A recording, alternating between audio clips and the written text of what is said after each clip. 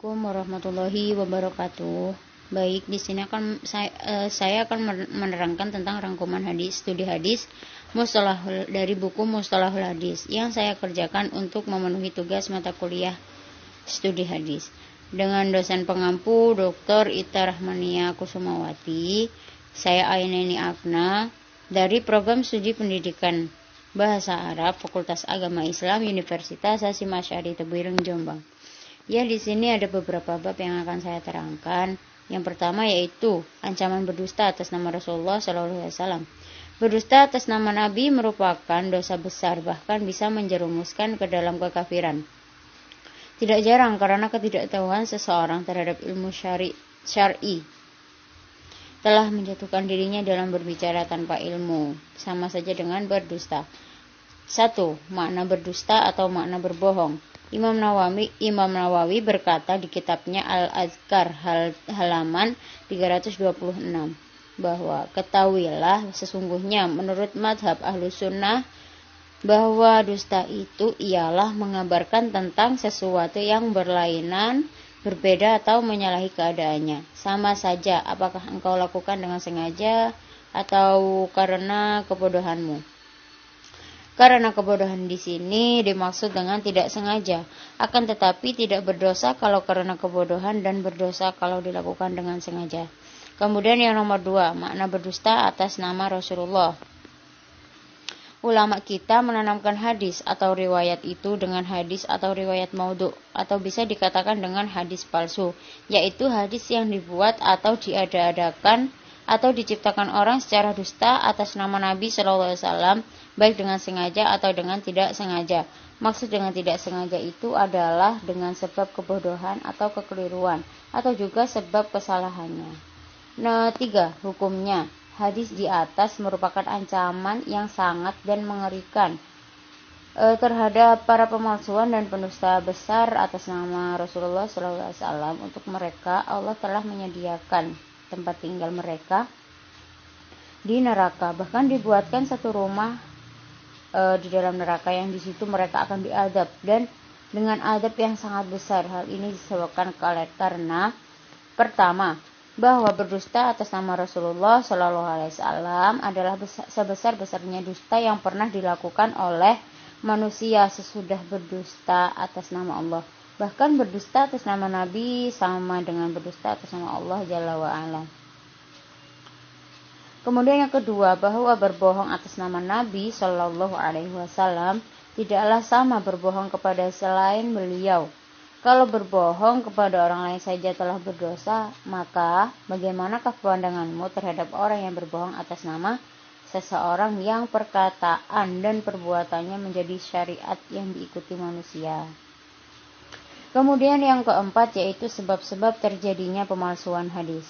Adapun sebab-sebab yang membawa para pendusta untuk memalsukan hadis-hadis atas nama Rasulullah tertera dalam beberapa hal tersebut, yaitu pertama, hadis-hadis palsu yang mengajak dan mengajarkan kepada keyakinan-keyakinan syirik dengan berbagai macam cabang dan tingkatan-tingkatannya. Yang kedua, hadis-hadis palsu tentang bid'ah di dalam agama dengan segala tingkatannya. Kemudian yang ketiga, hadis-hadis palsu yang mengajak dan menganjurkan kepada berbagai macam maksiat. Hadis-hadis palsu yang memperbodoh dan melemahkan umat Islam seperti tentang jihad dan lain-lainnya.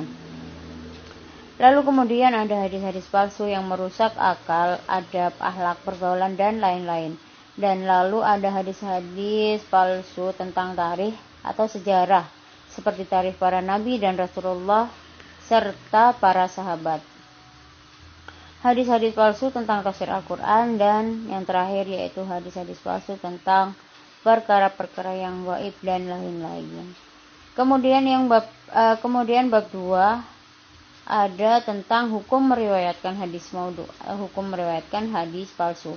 Hukum meriwayatkan hadis maudhu atau hadis palsu ini secara mutlak ulama sepakat bahwa meriwayatkan hadis maudhu itu hukumnya haram bagi mereka yang sudah jelas mengetahui bahwa hadis itu palsu. Hal ini berdasarkan sabda Nabi SAW. Barang siapa yang menceritakan hadis dariku sedangkan ia mengetahuinya bahwa itu dusta, maka dia termasuk para pendusta.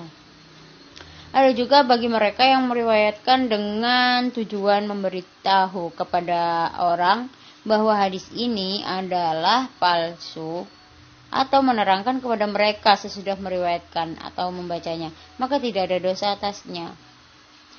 Juga mereka tidak tahu sama sekali kemudian meriwayatkan atau mereka mengamalkan makna hadis tersebut karena tidak tahu, maka tidak ada dosa atasnya. Di sini kesalahan sebagai ahli tafsir dalam menyebutkan hadis maudhu atau hadis palsu tersebut. Sebagian ulama tafsir melakukan kesalahan dan menyebutkan hadis maudhu dalam tafsir mereka tanpa menjelaskan kepalsuannya, khususnya riwayat tentang fadilah Al-Quran. Surat per surat di antara mereka adalah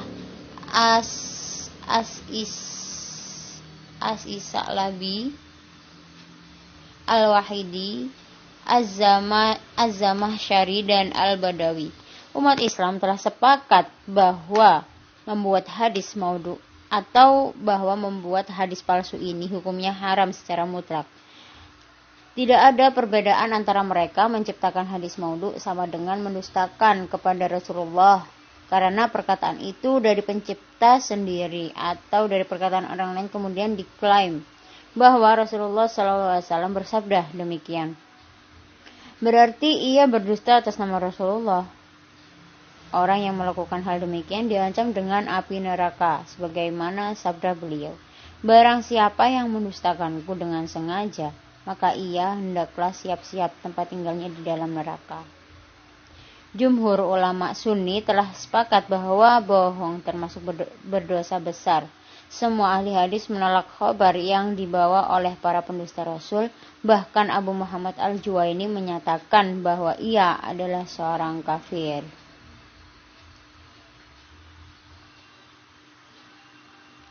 Barang siapa yang mendustakanku dengan sengaja atau menyesatkan manusia, maka ia hendaklah siap-siap tempatnya di dalam neraka. Berdasarkan ini, di antara mereka mengatakan, kami bohong untuk kebaikan, bukan untuk kejelekan. Alasan ini tentu sangat rendah dan hina, karena agama Allah itu suci dan tidak perlu ada kebohongan. Cara membuat hadis maudhu terkadang disusun sendiri, kemudian dipasang sanad dan diriwayatkan, atau dengan mengambil perkataan sebagai ulama kemudian dipasang sanad. Sebagaimana haram membuat hadis maudhu atau haram membuat hadis palsu, para ulama juga sepakat haram meriwayatkannya tanpa menjelaskan kemaudhuannya atau kebohongannya, baik dalam taghrib, tarhib, fadail, amal, ahkam, kisah-kisah dan lain-lainnya.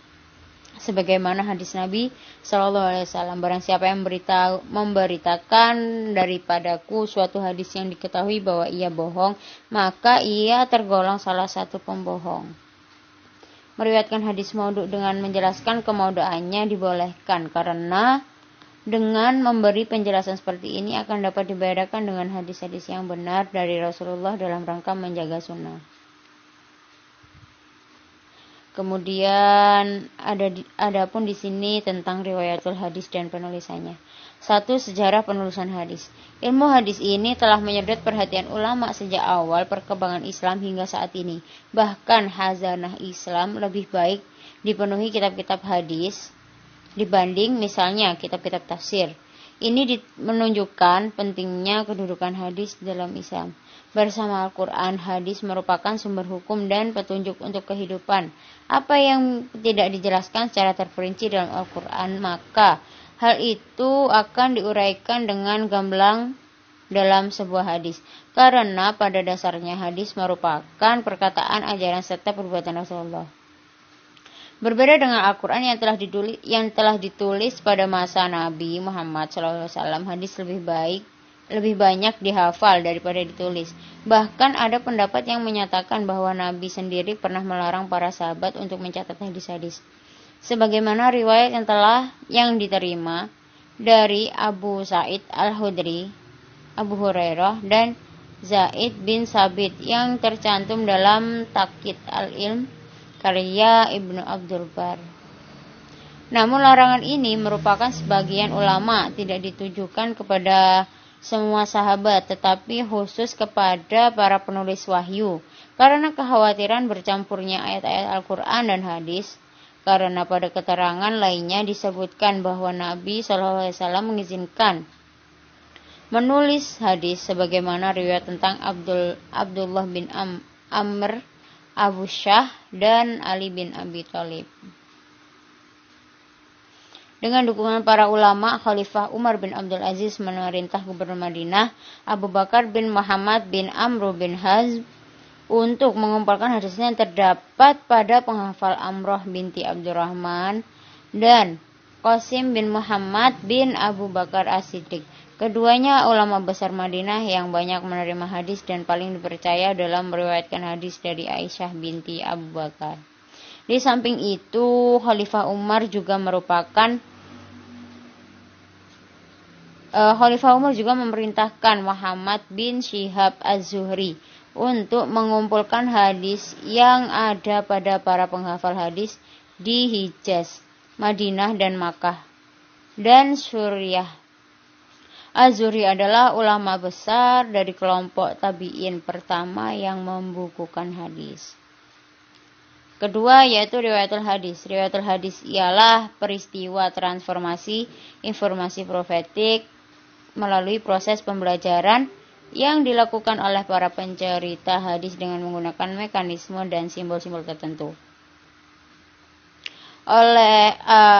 Al-syahadah adalah penyampaian kesaksian atas suatu peristiwa di dalam atau di luar lembaga peradilan, diminta maupun tidak diminta. Adapun keutamaan dalam persaksian ialah saksi yang akan diberikan kesaksiannya sebelum diminta, sebagaimana hadis yang diriwayatkan oleh Imam Muslim diterima oleh sahabat Zaid ibnu Khalid al-Juhaini bahwasanya Nabi SAW bersabda, apakah kalian ingin beritakan mengenai sebaik-baik kesaksian? Ialah yang memberikan kesaksiannya sebelum diminta. Kemudian ada di sini juga mendustakan hadis Nabi. Berdusta atas nama Nabi SAW termasuk dosa besar, bahkan bisa kafir.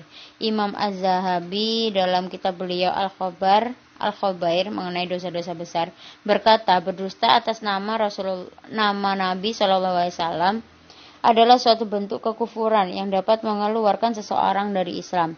Tidak ragu lagi bahwa siapa saja yang sengaja berdusta atas nama Rasulullah SAW dalam menghalalkan yang haram dan mengharamkan yang halal, berarti ia melakukan kekufuran. Adapun perkara yang dibahas kali ini adalah untuk bentuk dusta selain itu. Beberapa dalil yang dibawakan oleh Imam Az-Zahib adalah sebagai berikut. Dari Al-Mughirah, ia mendengar Rasulullah SAW bersabda, inna kadiban ala laisa kadibin ala ahadin man kadaba ala muta'amidan qul yatabawwa maq'adahu minan nar. Sesungguhnya berdusta atas namaku tidaklah sama dengan berdusta pada selainku. Barang siapa yang berdusta atas namaku secara sengaja, maka hendaklah dia menempati tempat duduknya di neraka.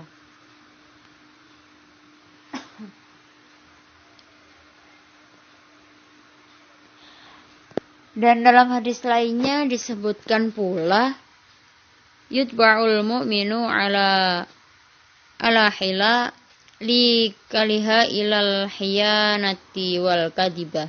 Seorang mukmin memiliki tabiat yang baik kecuali khianat dan dusta. Setelah membawakan hadis-hadis di atas, Imam Az-Zahabi berkata, dengan ini menjadi jelas dan teranglah bahwa meriwayatkan hadis maudhu dari perawi pendusta, hadis palsu, tidaklah dibolehkan. Imam Az-Zahabi, terbitan Maktabah Darul Bayan. Nabi Muhammad SAW adalah Rasul yang diutus oleh Allah Ta'ala untuk pemberi peringatan dan pembawa kabar gembira pada umat manusia. Lewat sabda beliau, kita diingatkan untuk tidak sekali-kali berdusta atas nama Rasulullah SAW, mengingat dosanya yang sangat besar. Kemudian ada penolakan terhadap hadis ahad. Pembedaan hadis di antara yang ahad dan mutawatir belum muncul pada masa Rasulullah dan para sahabat. Para sahabat menerima hadis dari seseorang yang meriwayatkan kepada mereka setelah jelas status dan kredibilitas penyampaiannya. Pembedaan tersebut baru muncul pada masa tabi'in dan sesudahnya. Menurut Ibnu Hazm, sesungguhnya seluruh kaum muslimin dahulunya menerima hadis ahad, yakni hadis yang diriwayatkan oleh perawi yang adil dan dapat dipercaya. Lebih lanjut, Ibnu Hazm menuturkan bahwa semua golongan melakukan itu sampai kemudian muncul Mu'tazilah 1 abad sesudah Hijriyah, lalu menantang ijma' tersebut. Tulisan ini mencoba mengungkap bagaimana sejarah munculnya penolakan terhadap kehujahan hadis atas sebagai sumber ajaran Islam dari masa klasik hingga masa modern. Hadis ahad ini ialah hadis yang tidak mencapai derajat mutawatir, dan hadis-hadis yang masuk ke dalam bagian hadis ahad ada 3 macam, yaitu masyhur, aziz, dan gharib. Di dalam hadis ahad ini ada pembagian derajat sahih, hasan, dan dhaif. Menurut pendapat yang sangat kuat bahwa hadis ahad berfaedah ilmu, yakni bukan bersifat zan atau disangka-sangka. Maksud para ulama telah berselisih tentang hadis ahad, apakah dia berfaedah ilmu atau zan yang disangka-sangka. Akan tetapi mereka telah sepakat ijma' menerima hadis ahad secara mutlak untuk akidah dan hukum. Kemuliaan dan ketinggian ahli hadis. Kedekatan dengan Nabi Muhammad SAW, kedudukan mulia ini hanya khusus dimiliki oleh para perawi hadis, karena tidak ada sekelompok ulama yang sholawatnya melebihi para perawi hadis. Mereka selalu menyenandungkan sholawat dan salam dalam majelis taklim, pengajian, periwayatan, hingga karya tulis mereka. Ditambah lagi sholawat yang dipanjatkan di luar kajian hadis yang mereka lakukan. Keutamaan ilmu hadis dan kemuliaan ahlinya di sini diterangkan oleh Sufyan atau Ats-Tsauri berkata, "Aku tidak mengetahui ilmu yang paling utama setelah ilmu hadis, sebab motivasi orang-orang yang berkecimpung di dalam semata-mata karena Allah. Semua aktivitas manusia membutuhkan ilmu hadis sampai mengenai persoalan makan dan minumnya. Oleh karena itu, ilmu hadis lebih utama daripada sholat sunat atau puasa sunat, sebab mempelajari ilmu hadis itu fardu kifayah." Ilmu hadis merupakan sentral mekanisme syara' bagi umat Islam yang berisi segala larangan dan dasar-dasar hukum Islam. Dengan demikian, jelaslah orang-orang yang memiliki keahlian di bidang hadis mempunyai status kemuliaan dan derajat keutamaan yang tinggi. Secara intrinsik mereka termasuk kategori sahabat, karena pengertian sahabat pada hakikatnya ialah orang yang melihat dan meneliti tingkah laku Nabi Muhammad SAW serta menyaksikan tata cara beliau dalam segala ibadahnya dan adat kebiasaannya. Sedangkan orang-orang yang menggeluti ilmu hadis pada dasarnya adalah rekonstruksi psikis terhadap gambaran-gambaran yang terdapat di dalam isi hadis serta menancapkan ke dalam pikirannya segala tingkah laku Nabi SAW. Oleh karena itu, mereka termasuk dalam hukum menyaksikan. Hanya saja mereka melihatnya tidak secara beraudiensi langsung. Ya, mungkin cukup ini yang bisa saya sampaikan. Jika banyak kesalahan atau kekurangan, saya pribadi meminta maaf sebesar-besarnya. Wallahul muwafiq ila aqwamit thoriq. Assalamualaikum warahmatullahi wabarakatuh.